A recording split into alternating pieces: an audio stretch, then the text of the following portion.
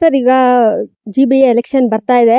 So ಅದು ನಿಜಕ್ಕೂ ನಡೆಯುತ್ತಾ ಇಲ್ಲ ನೀವು ಅದ್ರ ಆಕ್ಚುಲಿ ಆಕಾಂಕ್ಷಿಗಳು ಈ ಸಲ ಇಲ್ಲ ಅನ್ಕೊಂಡಿದ್ದೀರಾ? ಸೊ ಇದ್ರ ಬಗ್ಗೆ ಏನ್ ಹೇಳ್ತೀರಾ?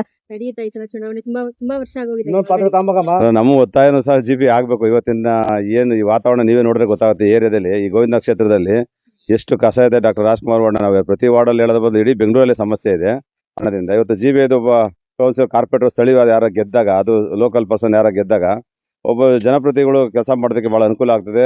ಇಲ್ಲಿರೋ ಸ್ಥಳೀಕರಿಗೂ ನೇರವಾಗಿ ಸಿಗೋಂಥ ವ್ಯಕ್ತಿ ಬೇಕು ಅಂತ ಅವ್ರು ಆಸೆ ಪಡ್ತಾರೆ. ಎಲೆಕ್ಷನ್ 10 ವರ್ಷದಿಂದ ಎಲೆಕ್ಷನ್ ಚುನಾವಣೆ ಬರದೆ ಬಹಳ ಬೇಸತ್ತಿದ್ದಾರೆ.